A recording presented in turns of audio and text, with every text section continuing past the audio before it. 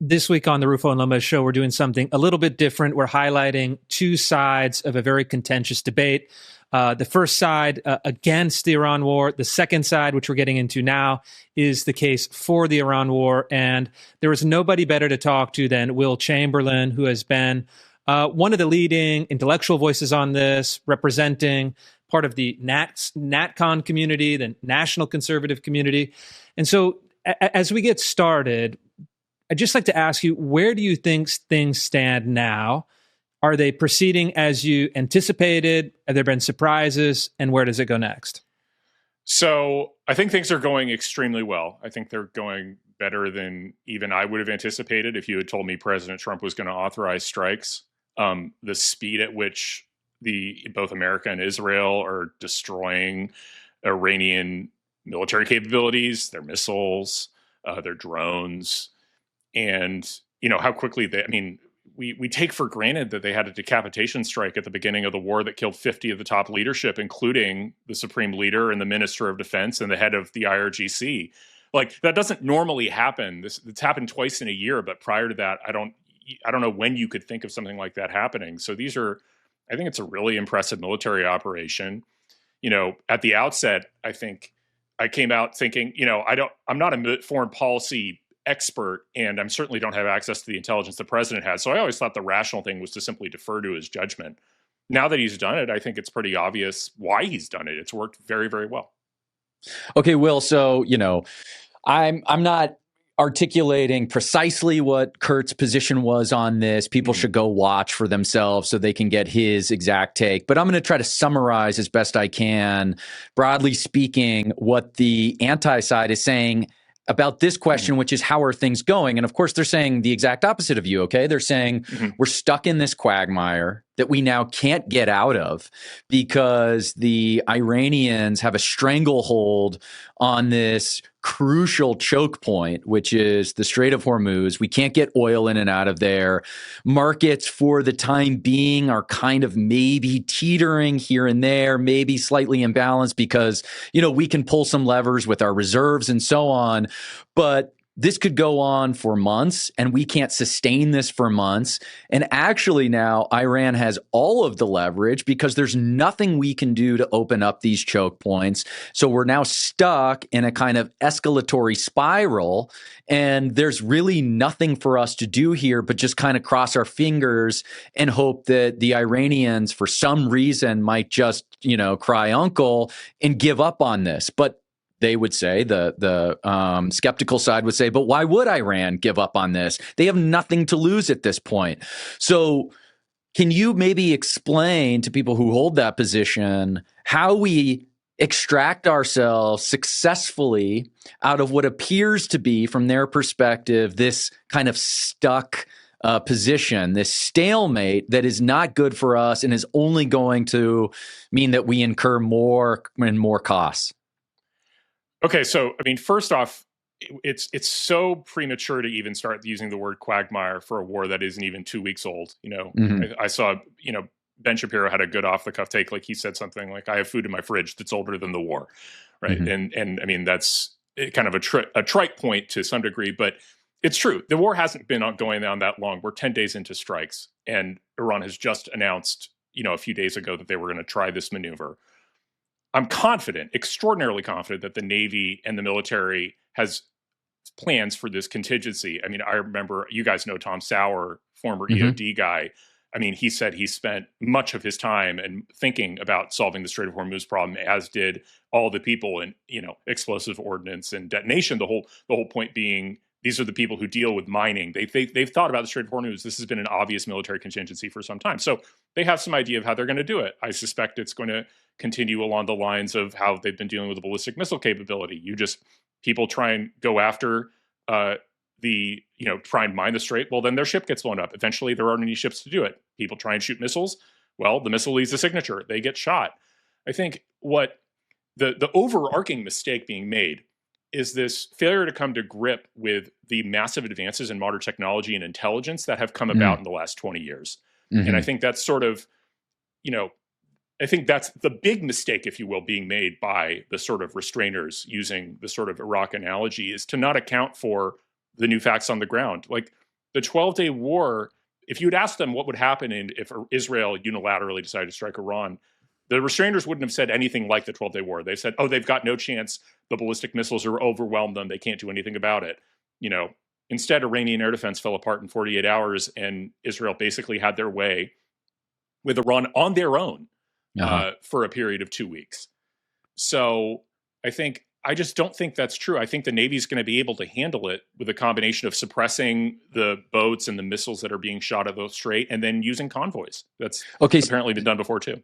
So there's this presumption that we have a certain kind of military technology that is new and innovative enough and capable enough that we can solve some of these problems that to us civilians on the outside without a lot of information sort of are still opaque, and we're not quite sure how we're gonna do it. So it's through this sort of improved military tech, but. And I asked a similar question to Kurt, so I'm not just putting you on the spot, but I want an answer to this if you can. What would make you rethink this position? In other words, okay, it's only 10 days or it's whatever, how many days. What about 2 weeks from now? 3 weeks from now? What if there are still no ships moving? What if we have to send in ground troops? Are there certain indicators for you that you'll be looking for over the next several weeks or perhaps months where you're going to have to rethink your position on this and start to think less about what success looks like and more like what cutting our losses and exiting looks like? So, yeah, I mean, I would say like if in 6 to 8 weeks we didn't have control of the Straits, I would be surprised. And I would start thinking about, okay, like if this is, and if that's still roiling oil markets at that point and really causing a lot of economic dislocation, you'd start saying, okay, maybe we need to negotiate, or maybe we need to negotiate terms.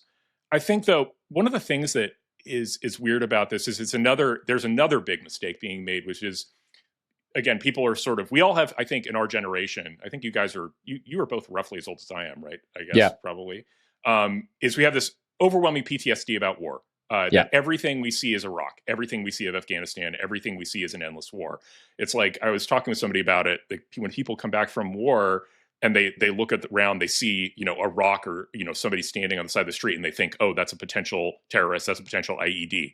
And I feel like that's like our generation has this weird PTSD. Yeah. So what's different about this, even if you're right, say, even if we go down this path and things don't work as well, and Iran is able to actually do real damage in the Strait of Hormuz. Okay, well, we don't have troops in mainland Iran, and they can't reach our troops, right? They need ballistic missiles. They need advanced technology that they can't just. We're out of range of small arms and IEDs. Is the point? So the end result of this is, okay, well, we won't have achieved all of our objectives, but we still have spent 2 months aggressively degrading their military capabilities. That's still a good thing.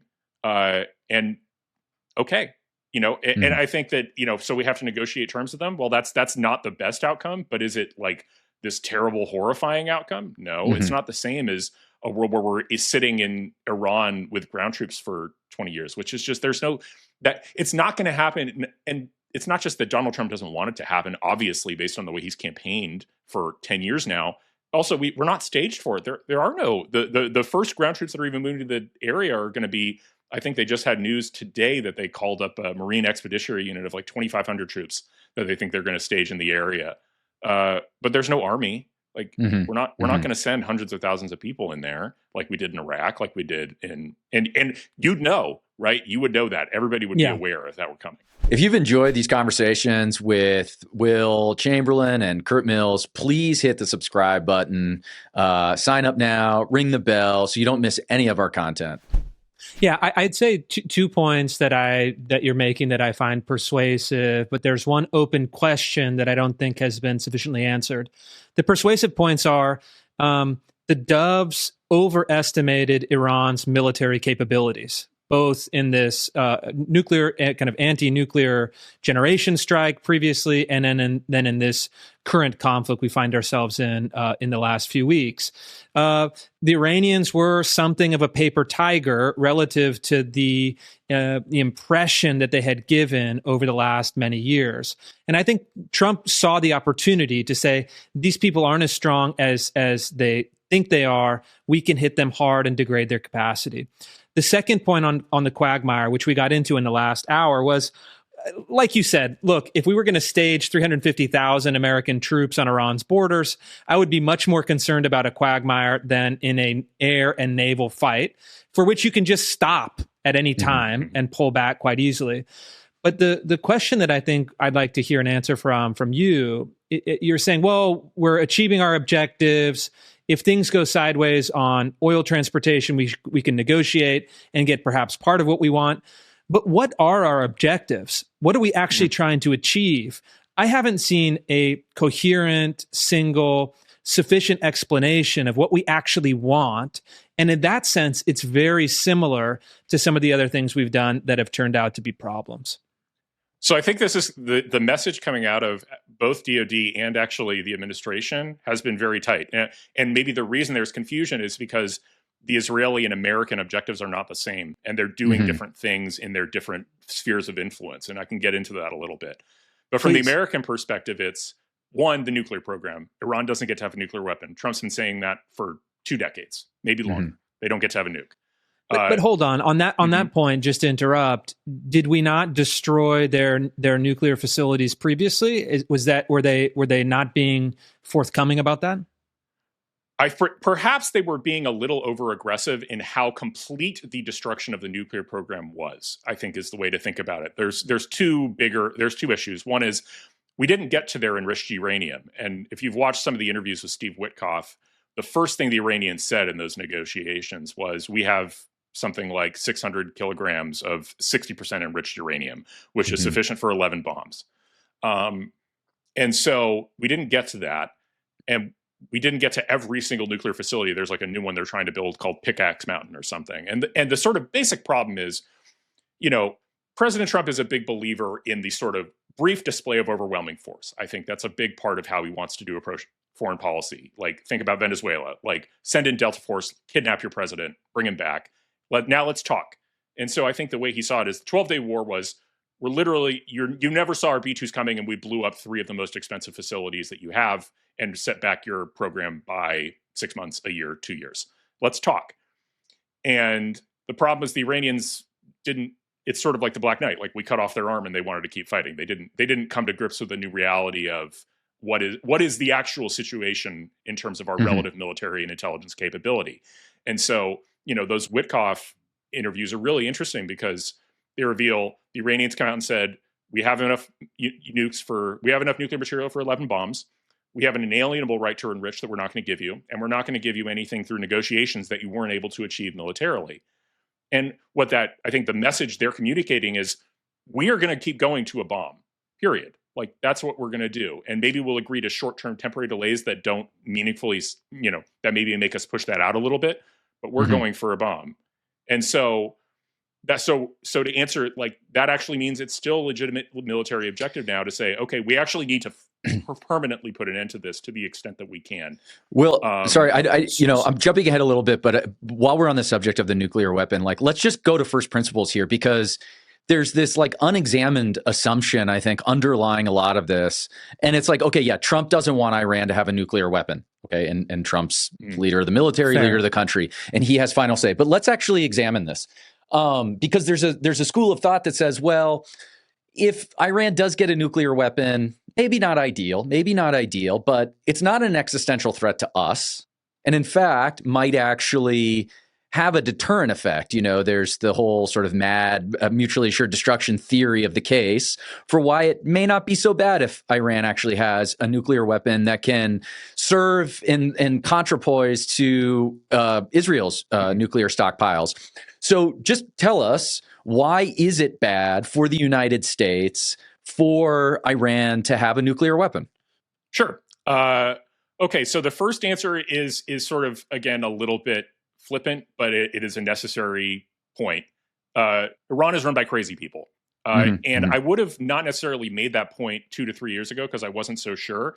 But I think that the way Iran responded to this war kind of demonstrates that it'd be absurd to let them have nuclear weapons. So they flung ballistic missiles at a dozen countries after the strikes, including, I think the most telling of these was that they started drone attacks on Azerbaijan. Azerbaijan is their neighbor to the northwest. There's a large Azeri community in the northwest that lives in Iran. There's more Azeris in Iran than there are in Azerbaijan. And haven't had bad relations per se. Like, indeed, the president of Azerbaijan, Aliyev, was one of the only people to send a message of condolences for the death of Khamenei. And despite that, within 6 days, I think, of the war, they started droning. They droned an Azeri school.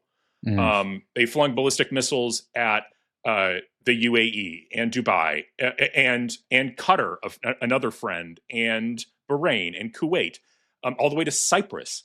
So if you listen to the way they negotiated the nuclear deal, you think these people are a little off. Something's actually kind of wrong. In the same way that, I mean, I don't want to make a Hitler comparison because I think it's trite, but there was something wrong about Hitler just in general, which, has been gone over in terms of his like personal psychology. You don't want nuclear weapons in the hands of crazy people. So that's point one. Point two is the U.S. interests are not just limited to Israel or whether or not a nuke can hit us. Like, we have an expansive array of alliances in the Gulf that are extremely important to the United States. There's something like $4 trillion in committed investment from the combination of Qatar, Saudi Arabia, and the United Arab Emirates. Those countries want to be in the United States' sphere of influence, but they're not going to stay with us if we're just going to wuss out when it comes to letting Iran have a nuke. And moreover, they're going to feel the need to proliferate on their own. And you want chaos? That's a crazy person's chaos. And then third, I think, Iran's developed a lot of technology on their own, and they were able to shoot ballistic missiles all the way to Cyprus, thousands of miles away. There's not that big a technological gap between where they currently were on the eve of this war and where they might be in like 5 years. And that means an ICBM targeting the United States. Do you really think then that if they had a nuke, basically, maybe they would use it, maybe they wouldn't. It's not clear just how crazy they are. I don't think it's worth even taking the risk. But even if they're not crazy, what the nuke with the ability to reach the United States would mean, and that's, unmolested, that's probably a 5-year project. That's not that far away. It means they can do whatever they want in the Middle East and basically use the nuke as blackmail for whatever, if we try and say, hey, don't do that. And think about the position we are in vis-a-vis North Korea, where we just kind of have to negotiate and try and tolerate them because we can't really realistically attack. Look, I think it's a totally legitimate objective to say it's not permissible for Iran to get nukes. We're going to take action to prevent them from achieving that goal. But I think you're understating the case. And in fact, if that were the sole goal of this military action, I don't think it would have looked like a decapitation strike against the entire leadership class. I think it would look like a more targeted elimination of nuclear facilities, assassination of nuclear scientists, infiltration of nuclear technologies, all strategies that we've seen successful in the past. It strikes me as there was a hope that this would topple the Ayatollah and the clerical regime in Iran as a whole. Was that not an intention, a desire, or part of the objectives, measured both by statements from the administration and others, and by just the nature of the actions themselves? So I think this is where there's that dispersion between the United States and Israeli war goals, given that these are the two primary partners, right? If you listen to the DOW briefings from Hegseth and Kane, and you listen to Rubio, and you listen even to Trump, they say things like, you have a great opportunity to overthrow your government. But when they talk about what are the military objectives, they're more discreet. It's like, no. It's no nukes, degrade your ballistic and drone capabilities, and no funding to proxies. And so those are, we want to diminish or also destroy the defense industrial base. So those are sort of the more concrete objectives that can be accomplished, and are being accomplished regardless of what ends up happening with Straits of Hormuz. Like, we're 5 weeks of 10 times the bombing of the 12-day war, we're going to do a lot of damage to those elements. Where Israel comes in is, I think Israel, takes a little more personally. Takes all this a lot more personally in terms of Iran being the number one enemy of theirs, calling for their destruction, actively funding, proxy armies 60 miles to the southwest of their capital, and then a couple hundred miles to the north in Lebanon. Or I might even be overstating; it might be just be 100 or so. And have just generally been this unbelievably malign and hostile force. And so I think Israel legitimately is saying, we want regime change. And whereas America is saying a regime change would be nice, but we're not that's not a war goal for us, right? If it happens, great. If it doesn't, okay. Like, and so that's where the difference is. So in terms of, think about who did, for example, the big decapitation strike to kick off the war. That was an Israeli strike. Was the United States happy to see it? Yeah, sure. We don't like these people. We think they're adversaries. We're at war with them. But we also supported it with targeting, intelligence, and logistics, sure. though. So yeah, I think we were perfectly happy to see it, and also that once Israel had that intelligence, I think we were like, sure, go for it. Let's focus in on these diverging interests here, because I think this is also like really at the heart of some of the disagreements. And certainly when we were talking to Kurt Mills from AmCon, one of his major critiques here is that he doesn't think there's any sort of rational case for the United States to be here, and the only rational reason, or the only reason, the non-rational reason, is because we're getting somehow sort of coerced or manipulated into this via sort of the Israel lobby. And I take your point that there are divergent interests here. There are independent American interests, and there are then also independent Israel interests, and then there's a third thing in the middle, which is the overlapping interests. But I do wonder if those independent American interests and the independent Israel interests are not just different, but actually contradict one another.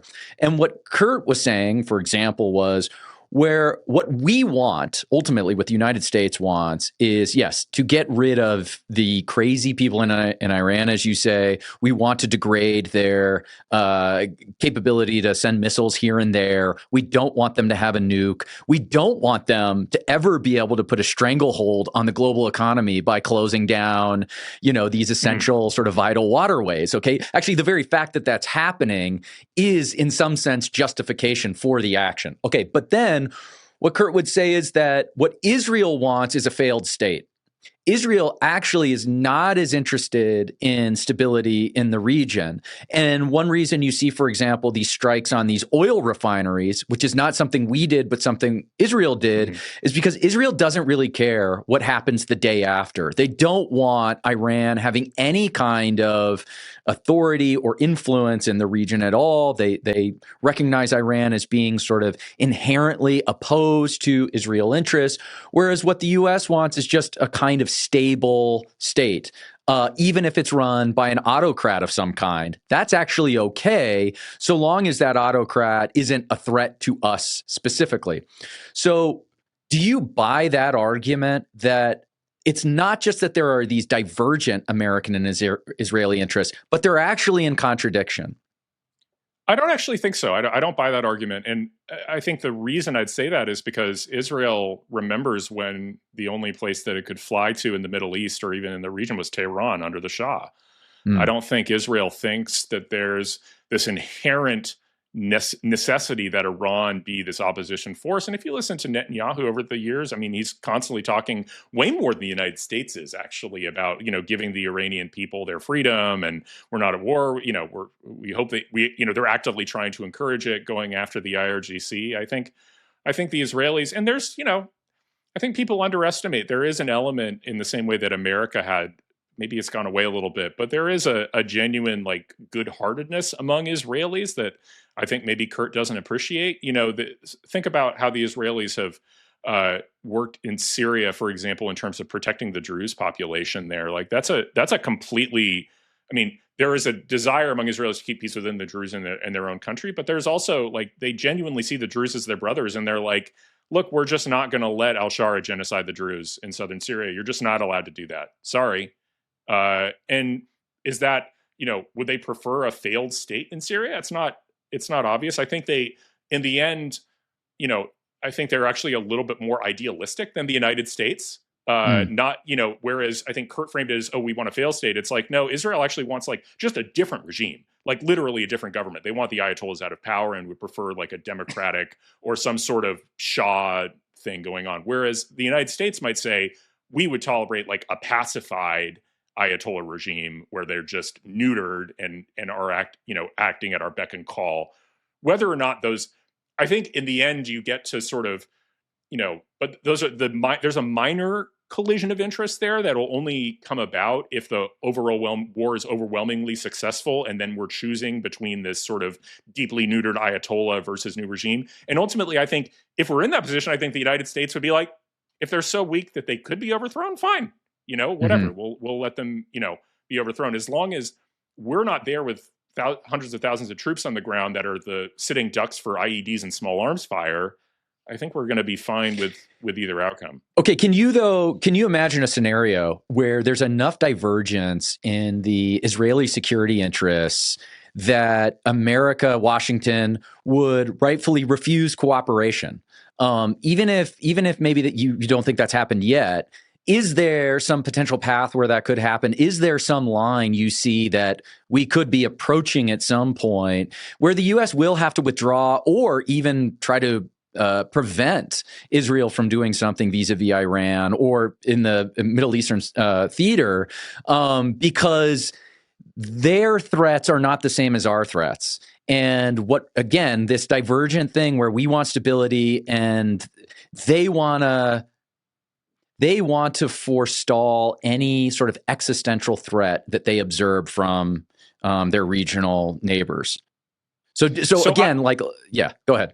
I guess I would say now I doubt it. I think here's the interesting thing. That happened. That divergence happened at the end of the 12-day war, right? Okay. Remember how Trump launched the B-2s and within 48 hours he had forced a ceasefire. And then when Iran had struck something, Israel had sent jets. And Trump that one morning got up and says, they don't know what the F they're doing, and forced them to turn around the jets. Do you remember that? So there was a divergence there. I think Israel wanted to keep going. And the United States was like, no, we don't want to keep going, and we're going to force an end to this. That also is actually the primary example I would use to rebut this general argument about Trump being coerced by the Israel lobby. If Trump were, that's not what would have happened, right? Trump coerced Israel to stop the war prematurely from their perspective. Now, here's the problem, though. Trump did that to create space for negotiation, is the way I view things, right? He's like, okay, I've made this overwhelming demonstration of military force. I am the peace president. Let's negotiate now. And then the Iranians were insane in negotiations, right? One of the last things I remember Trump saying prior to the strikes was, I really don't like the way the Iranians are negotiating. And then if you listen to the Witkoff interviews, you understand why. They were just completely belligerent and refusing to take account of the real facts on the ground in terms of our disparate military capabilities. So what that means is, and especially after Iran has both flung ballistic missiles at a dozen of its neighbors and shut down the Straits of Hormuz, is that I think the Israeli and United States perception of both the threat that Iran poses and the rationality of the regime has converged. And as a result, their interests, or at least their perceived interests, are unlikely to diverge until you get to the very end of the war, and potentially how things get resolved once it's won. I think the other challenge to the hawk position, in my mind, is the challenge of public opinion, and the challenge of public opinion in both two senses. One, as a general matter, the strikes against Iran are not popular with the American people as a whole.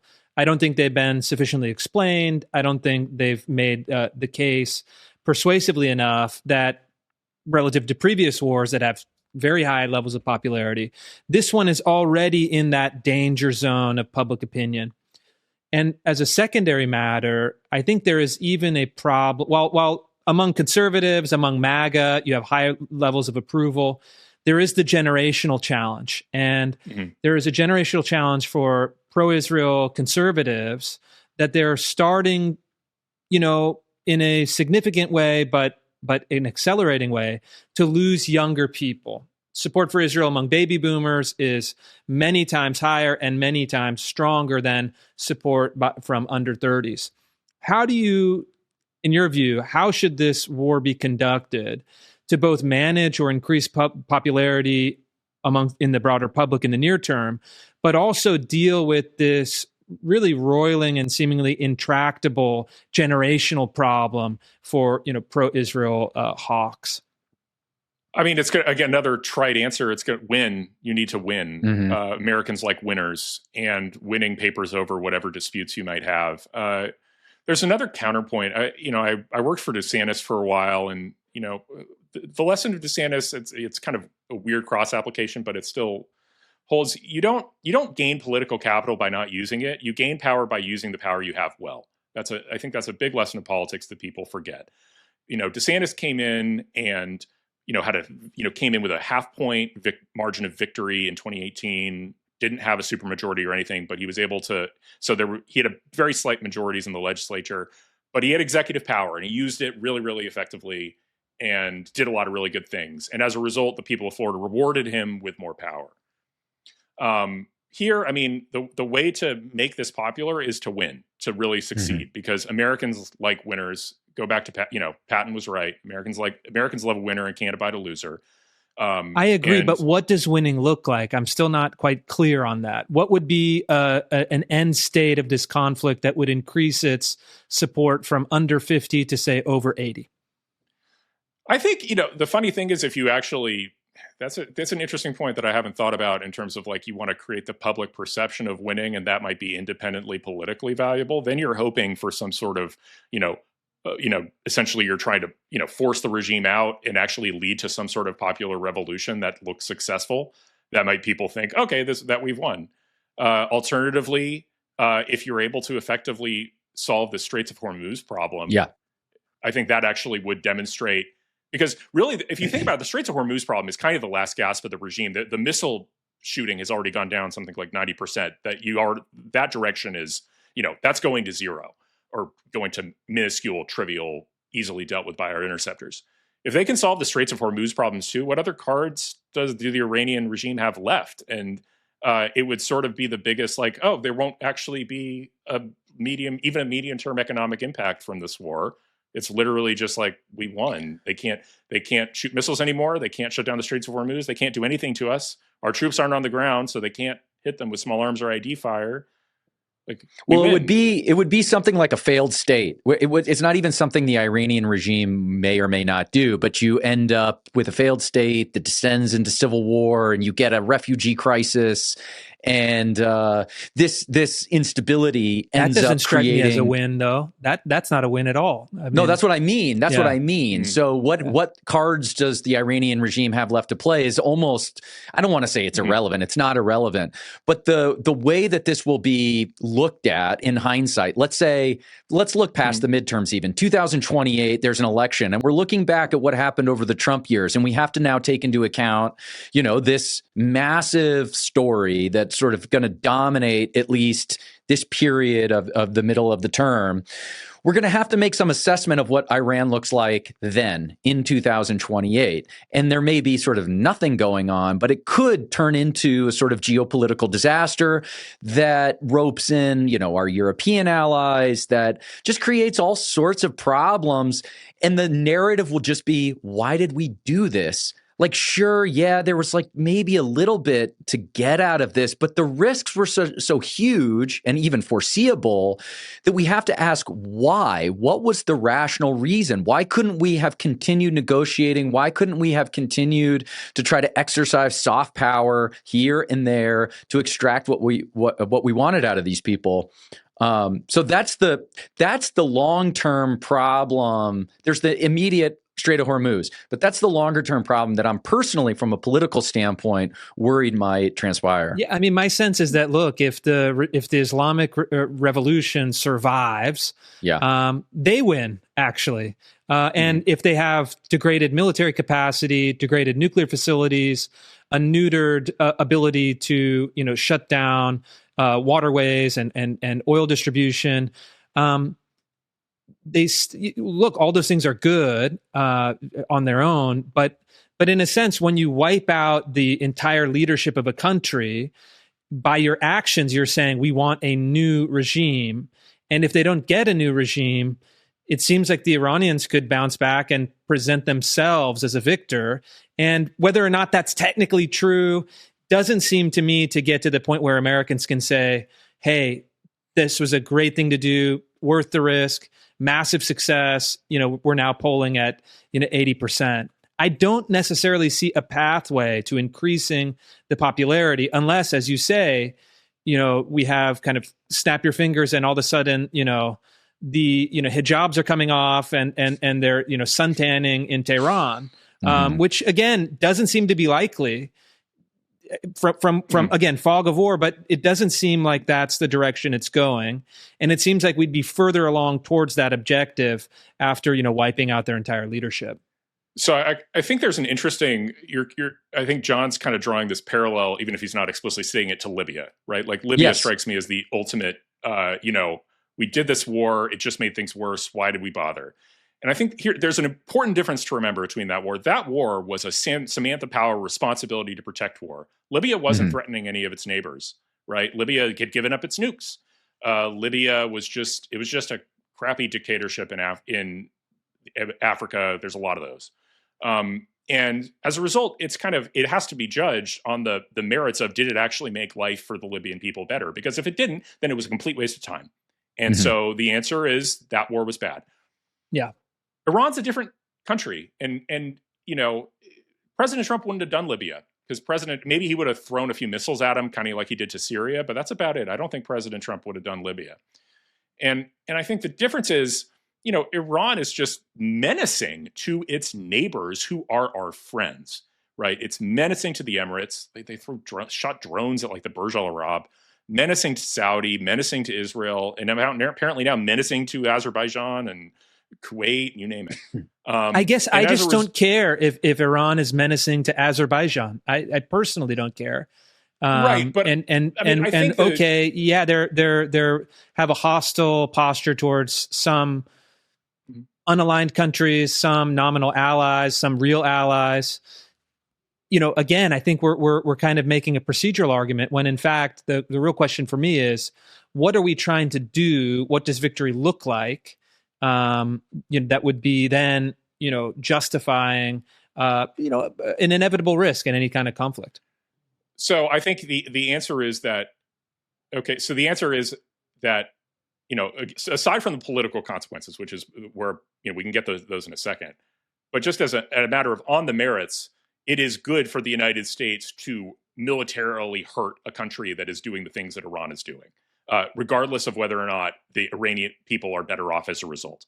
And I think that's the merits-based argument why this is different from Libya. Like, the reason to go in Iran is not to make the Iranian people feel better, although that would be a nice consequence. The reason to go into Iran is because Iran's a nasty regime that is threatening American interests in any number of different ways. And so hurting them, even if it results in a failed state, is an improvement over the status quo, right? And that's like this, to me, this is the hardened realist position. One of my primary critiques of the realist clique is that they're realists everywhere except Israel. And this would be a classic example of that. Like, from a realist perspective, like, we're a great power. We have interests in the Middle East because we are a great power. Iran has been 47 years threatening those interests in ways bigger or smaller. The cost-benefit calculus probably didn't make sense to go after them until post-12-day war, when they've clearly demonstrated how much weaker they are than us and then refused to negotiate. So it's like, okay, we're going to hurt you now because we can and because it will improve our situation in the Middle East. Now, the political outcome of, maybe a failed state looks worse for us and hurts us electorally. I don't know, hard to say what that does. But I think, honestly, this is one of the things, maybe I'm an EU idealist. I think President Trump is just genuinely thinking, like, what is the right thing to do for the United States of America? And his calculation is the right thing is to hurt this regime right now because, they're going to keep trying for a nuclear weapon and they're never going to be weaker than they are right now. So let's go. blazetv isn't just a content platform. It's part of a broader effort to build parallel institutions rooted in faith, truth, and civilizational sanity. It's a Christian, faith-based company that understands that culture shapes politics and that media is one of the primary battlegrounds. When you subscribe, you're doing more than unlocking our content. You're helping fund investigative reporting, cultural analysis, and commentary that exposes institutional corruption, challenges anti-Christian ideologies, and defends the values that hold this country together. And if we don't support platforms that share our own beliefs, we're going to be at the mercy of institutions that hate us. And so if you want to support not just this show, but the whole ecosystem that makes it possible, sign up now at blazetv.com. Subscribe with the promo code RUFO, RUFO, to save $20 on your annual subscription. It goes a long way to maintaining the kind of culture we want to see in this country.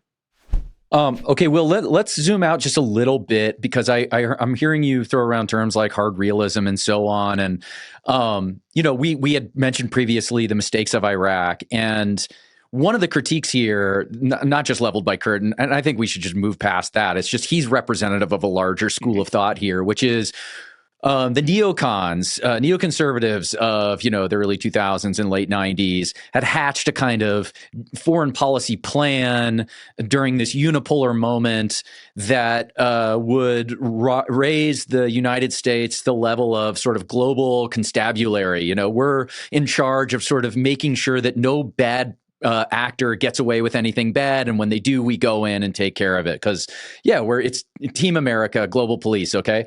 And what their critique is that we're actually doing the exact same thing. The only difference is that the hawks now have learned not to use the word neocon because they know that that's sort of stained as a matter of public perception.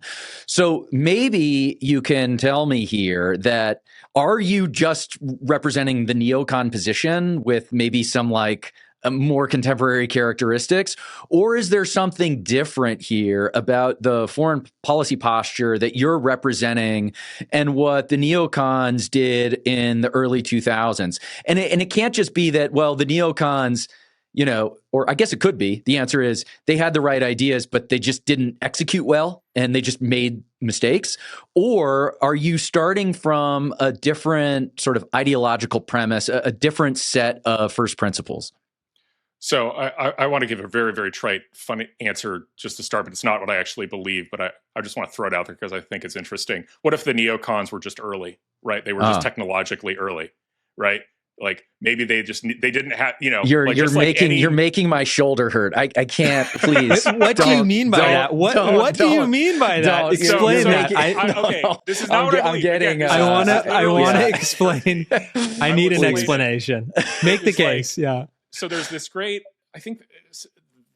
whole debate about strategic bombing in World War II, and there were these big military theorists who thought that we now have the ability to bomb precisely, so we can inaugurate a whole new model of warfare that will spare civilian lives. And it turned out they were just technologically too early. The World War II era bombing technology was not good enough to spare civilian lives to achieve its objectives. But eventually their theories about how war ought to be conducted did become the norm.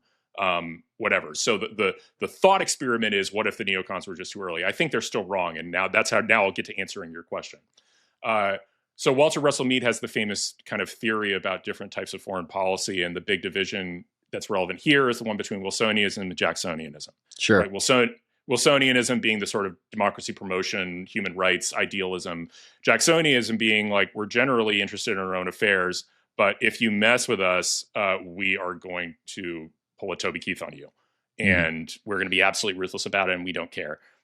Trump, to me, has always been, he has a statue of Andrew Jackson in his office. He is a Jacksonian. This is Jacksonian foreign policy. There's a reason that, honestly, it's interesting to see where the neocons get a little frustrated with the Hegseth DOW and with President Trump is that, I listen to Mark Dubowitz and FTD pretty regularly, and they get frustrated that it's no, we should do regime change, guys. Come on, let's do regime change. Regime change is really, really cool.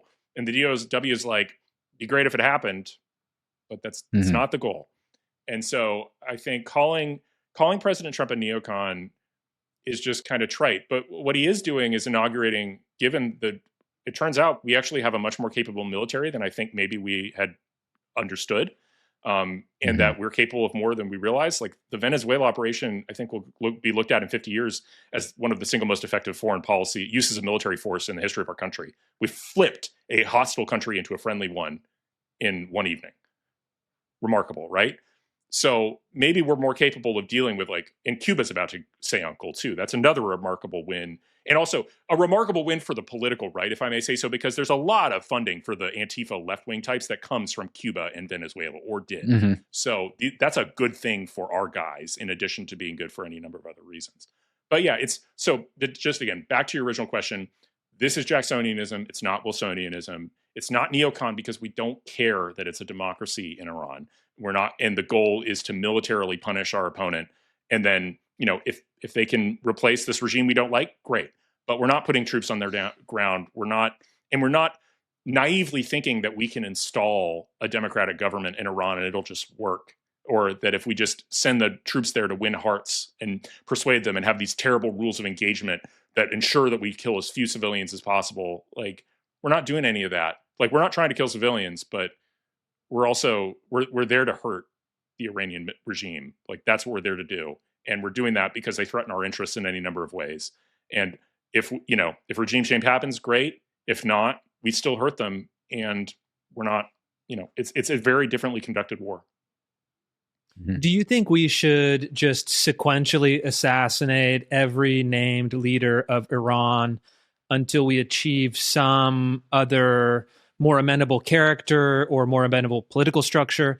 This is something I've heard from particularly the Israeli side saying, okay, the supreme leader's son has now been named in charge. We have a kind of death warrant out for him, and the next one and the next one. Is it flipping every card in the deck until we see something we like? Is that a viable, legitimate strategy? And is it something we should pursue? I think so. Yeah, I think that's the right answer. It's like, and again, the bar doesn't have to be that high for what they have to do. Like, we don't have to demand that they install some sort of democratic government. It's just, you need to be willing to play ball with us. Like, Delcy Rodriguez, again, is the case in point here, where it's like, we're not overthrowing the Venezuelan government. We're just saying, like, you're now in our sphere of influence and you need to cooperate with us on our strategic interests. And that's I think what, if the Iranian regime survives, that's the form I would expect it to survive in, one led by a figurehead who's ready to play ball with us. And okay, this gets me to the next sort of broad topic I want to discuss. So my first question, which is, would that be okay with the Israelis, or do they want something else? Do they want something more? And then two is, okay, the other main critique here that I think is worth us thinking through and investigating is, the Stephen Walt and John Mearsheimer sort of Israel lobby critique that this is only happening because of the Israel lobby. The Israel lobby has undue influence on our foreign policy for a variety of perhaps complicated reasons, because of the way donations work to political campaigns, because of the way that certain coercive pressures can be put on, different people in positions of influence and so on, some of which is sort of ordinary politics, some of which from the Israelis is not ordinary politics, is various kinds of subterfuge and so on. Disabuse us of the notion that this is all just a kind of Israeli plot, and that Donald Trump, while at least in his own mind, thinks he's doing this because he wants to, broadly speaking, American foreign policy and American affairs militarily, especially it applies to the Middle East, is being driven by a threat calculation that comes from Israel and Israeli actors, but is not at all related to the interests and power calculations of the United States.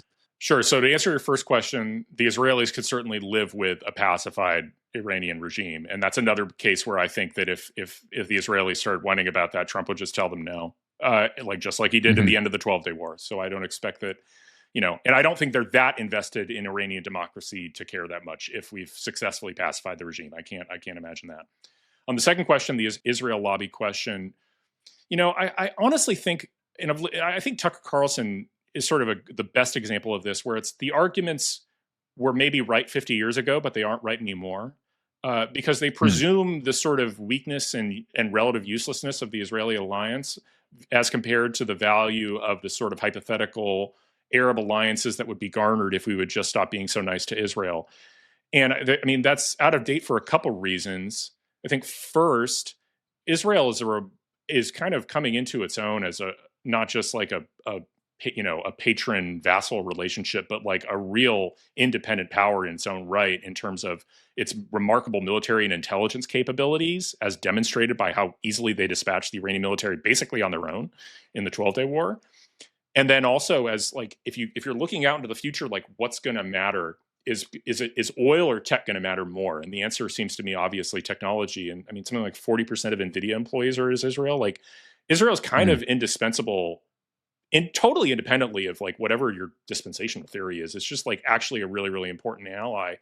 And another point I'd make here is that if I were China or Russia looking at sort of American power, first off, I'd be extremely worried about what's happening right now, because what it means is my air defenses don't work against American and Israeli power. It's sort of an independent problem that, I've heard some people say, oh, this might lead to China going for Taiwan. I doubt it. I think that China's got to be a lot more confident that their air defenses would work before they start a war.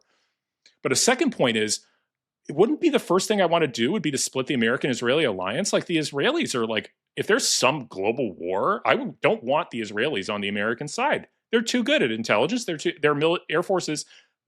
You mean you don't want them on the adversarial side, right? Yeah, like if I'm Russia or China, I don't want to be fighting with Israel on the American side. If I ever get into a conflict with America, that's a crazy thing. And so it just so happens that there's this huge like upswell of anti-Israel sentiment on both sides of the American right or left. I have to wonder if there isn't actually, and I'm not saying any specific influencer is like taking money or anything, because I think that would be very unsophisticated. But the point being, like, if I were working for Russia or China, I would be working very hard with disinfo to create the impression that Israel is a terrible ally of the United States, and that hopefully I can use American public opinion to sever Israel off from them. Because who knows, maybe I'll pick them up as an ally. Who knows, maybe, or just they won't be part of the show if I'm China, I have to take Taiwan or something like that. So, go ahead, hold Chris. on though. I mean, that I think we're getting way far afield. The idea that, Israel would, in some conflict with Taiwan, that Israel would be, mobilizing their military to fight China seems dubious. Sure. As an assumption. Yeah. I mean, the Israelis are very busy in their own backyard and have legitimate necessities. I don't think that. I think that's a stretch. But what I would say though is, on this question of public opinion, and kind of to close the thread on this, I think this is something that's significant. I don't doubt that there are algorithmic manipulations, there are foreign influence operations that are creating maybe distortions in the discourse or manipulating public opinion. But I haven't seen, and I keep asking people who say this, give me harder evidence that shows not only that this is happening, but that it's having a big influence. And I've never been provided with something that strikes me as causative. And I do think it's worth grappling with for pro-Israel. And again, my sympathies are mostly pro-Israel in this regard. But what I would say to friends that are on that side of things is, you can't discount this shift in public opinion, especially in younger people, as inorganic, as inauthentic. I actually think that people are changing their minds on this question, and it actually requires a kind of a deepening of the argument. And I'm curious what you think. Like, where are these people going wrong? But what can be done to change their minds if you think that's a good goal? I think that, absolutely. And I think you're right also about the younger people. I think that there is a very big generational gap on this question, for sure. I think that in terms of, it is very important for pro-Israel advocates to be making the case for the United States-Israel relationship in concrete terms, rather than sort of, relying on older, traditional ways of advocating for it. I think, and honestly, I'm not even religious, so I don't look, the dispensational arguments.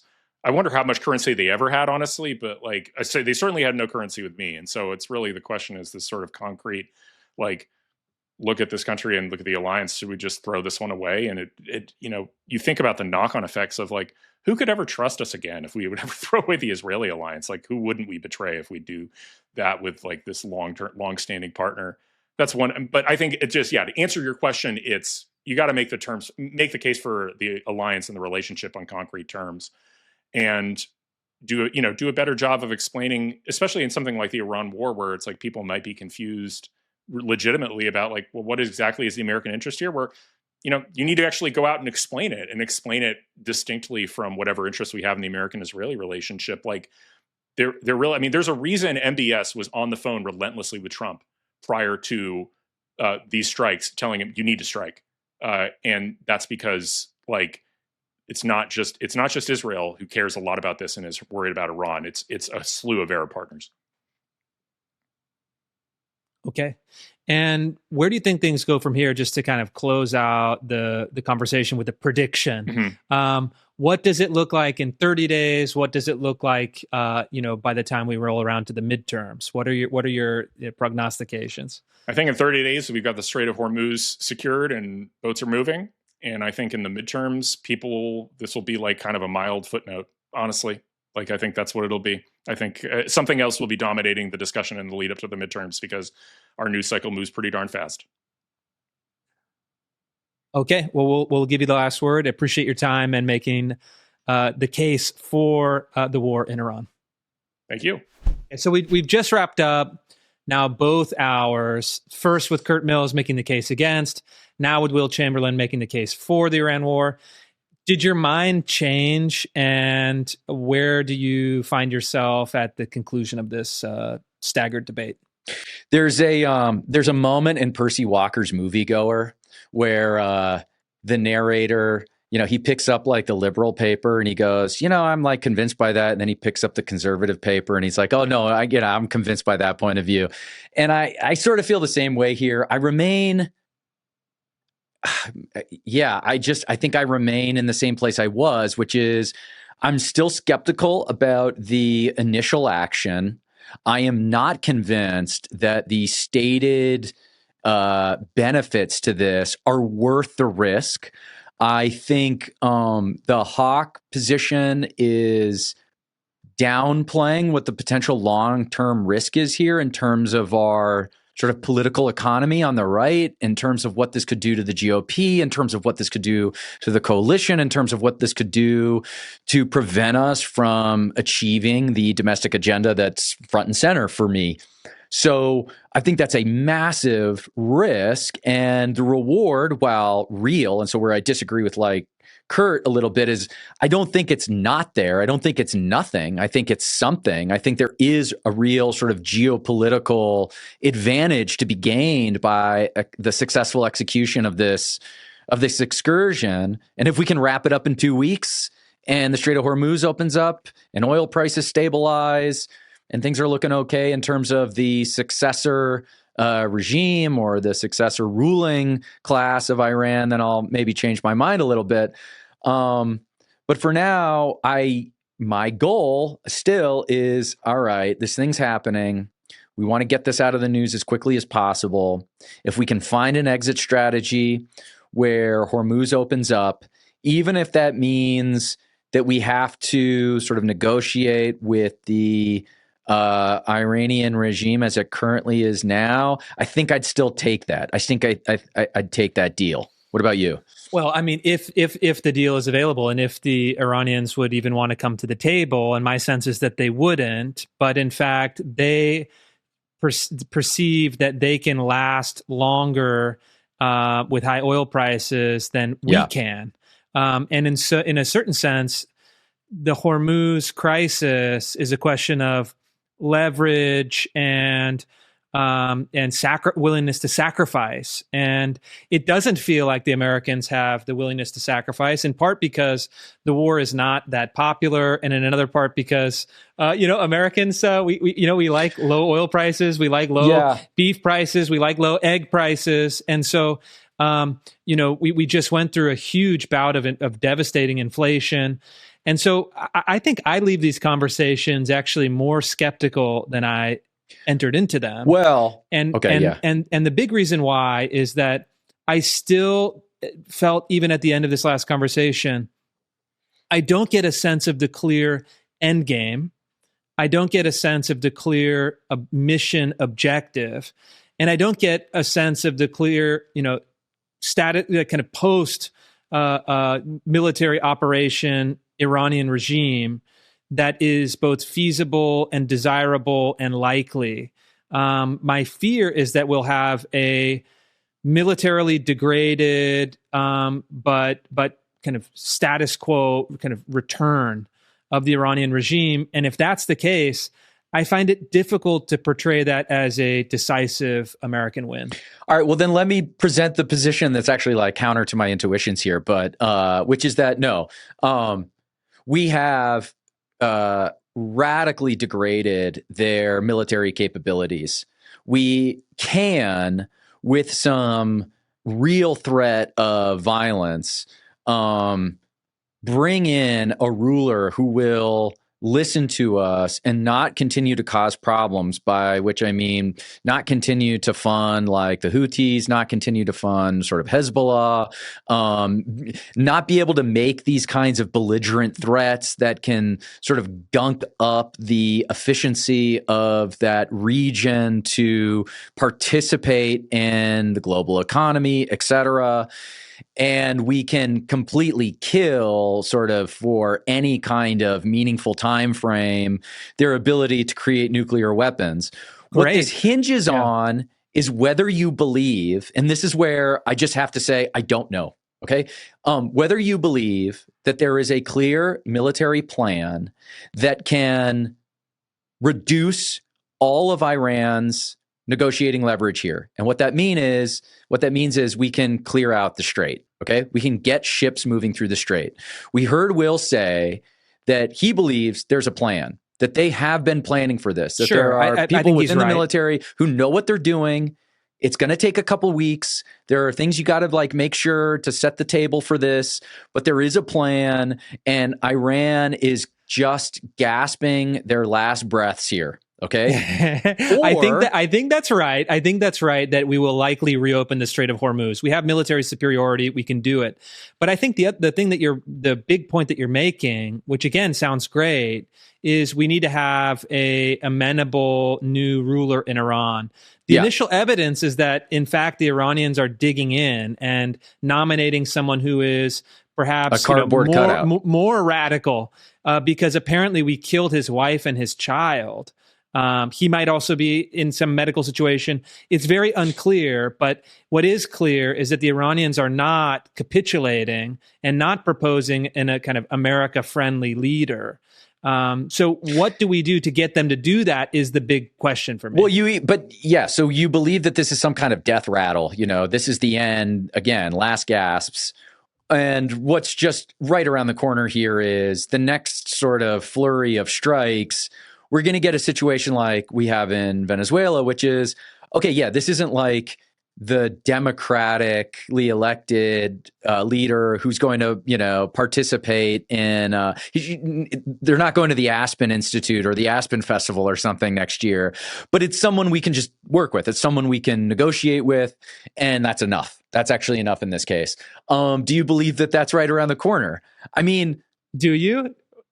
90 days from now, do you think we have that guy? What's wrong with being agnostic on this? Is that a cop out? Like, I don't know, man. I don't know. I mean, like, it is a cop out. It is a cop out, but it's also a cop out. But it's like, how should I know? We're podcasters. It's like, I know we're not supposed to say that, okay? Like, you're all tuning in because we have some expertise here. But it's like, no, look, man, we vote for these people because we believe that they're going to execute on these plans. We believe they're the best people for the job. We believe they wouldn't do this unless they had some certainty, some assurance that they could get it done and execute in a meaningful way. We're all scarred from previous administrations who do nothing but screw this up. Every time there's some kind of military adventurism, it all goes sideways. It all becomes just like stupid and farcical. And what we end up with is just a complete joke. It's like this just circus that seems to never end. And we either believe we're in some new place now where we can actually trust people to get this stuff done, or we don't. And I have to say, what's happened in Venezuela, what we see happen, it's good. And it's like worked so far. It looks good. Yeah, so is it like, should we be jumping ship? Should we go, okay, well, this time we got in. No, we're on the ship. We're all on the same ship. And it's we're on the ship. Will's point is well taken. We are only like the second week into this. True. And I don't like it. But it's also, okay, how long should this take? I don't know. I mean, we had the 6-day war. Then we had the 12-day war. Maybe this is the 24-day war. Okay. Yeah. So let's revisit at the 24-day mark. Okay. All right. Let's make a note. Producers are making a note now. We're going to revisit this at the 24-day mark and see what's happened. And look, ultimately, conflict, the key element in any conflict is surprise. You really can't predict it. You can't war game it. You can't plan it, to all the permutations that are available. And so at this point we're in, that's the other thing. It's like, and this undermines the Dove position. It's like, we are already in the war. And so the idea of should we go into it or not is kind of rendered moot. Yeah. And the question is, where do we want to go from here? And I guess what I'll stake my prediction. I think in 90 days, this will be still unresolved, and it will not be clear if we have a kind What's of your timeline? 90 days? 90 days. Will we have a subordinate Iran? Will we have a failed state? Will we have another Ayatollah?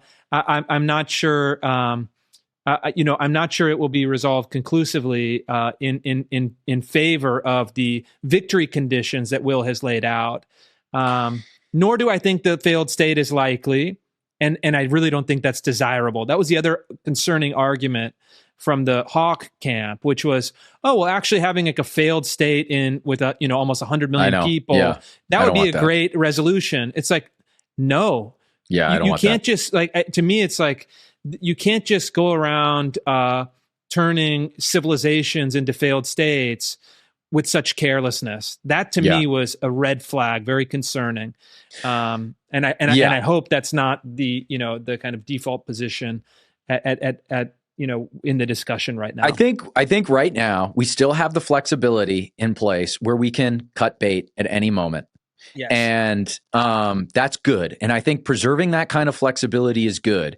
The concern here is that we dig our heels in a little deeper as Iran digs their heels in, and our ability to be nimble and get out and have an exit strategy becomes more and more difficult the further in we go. So I really hope that 90 days is a kind of moot timeline, that we never even get to that point. I really think this is a situation where we need to resolve this in a matter of weeks, not months. And I will say I've taken heart in both the dovish position, like Kurt's position, that, we could just do that. Even their sort of more skeptical view is that's doable. And then B, every utterance out of Trump's mouth seems to indicate that he wants this to be a quote unquote limited excursion. That's good. I really hope he sticks to that. Yeah, and to declare victory, and then it disappears. Okay, well, we'll leave it for there. We're going to check in 24 days and then in 90 days and see how everyone's arguments have fared. All right, see you next week. Bye.